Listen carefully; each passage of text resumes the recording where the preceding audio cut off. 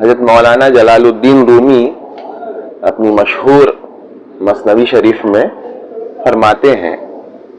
کہ چونکہ بہت سے شیطان انسانی چہرے رکھتے ہیں، اس لیے ہر ایک کے ہاتھ میں ہاتھ نہیں پکڑانا چاہیے۔ یہ بہت ضروری جو چیز ہے وہ مولانا رومی رحمۃ اللہ علیہ نے یہاں اس میں فرمائی ہے کہ پیر کا انتخاب جو ہے وہ بہت سوچ سمجھ کے کرنا چاہیے۔ اگر اور اس زمانے میں تو بہت ہی زیادہ، جب مولانا رومی کے زمانے میں جو ہے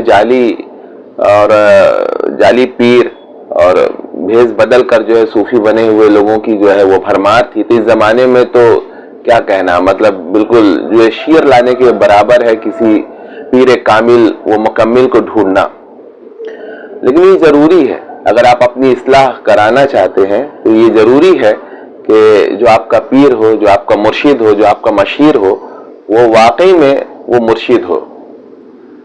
اس نے جو ہے کسی واقع اللہ والے سے جو ہے صحبت اٹھائی ہو اور اس راہ تصوف و راہ سلوک کی ہر باریکی سے وہ واقف ہو گیا ہو، نفس کے تمام مقاصد سے جو ہے وہ واقف ہو، شریعت کا پابند ہو۔ بہت سی چیزیں ہیں جو وہ مطلب پہچان دیتی ہیں کہ بھئی یہ اللہ والا جو ہے واقعی اللہ والا ہے یا دین کا ڈکیت ہے، ڈاکو ہے۔ جو کچھ آپ کے پاس ہے، اگر آپ جو ہے کسی جعلی آدمی کے ہاتھ لگ گئے تو وہ آپ کی دنیا تو چھینے گا ہی، روپے پیسے آج سے آپ کو کنگال تو کرے گا ہی، دین بھی آپ کا برباد کر دے گا۔ تو اس لیے مولانا رومی نے یہ جو بات کہی ہے کہ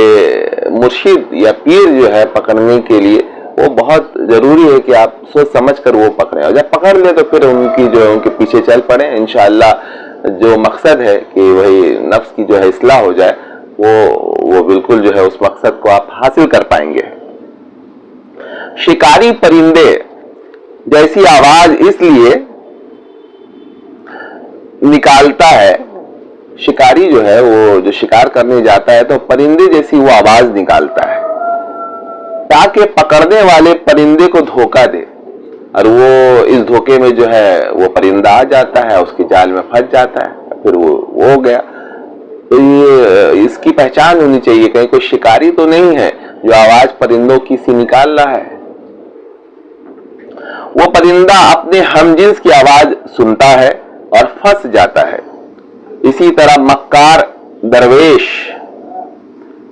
جو لوگ ہوتے ہیں درویش کا روپ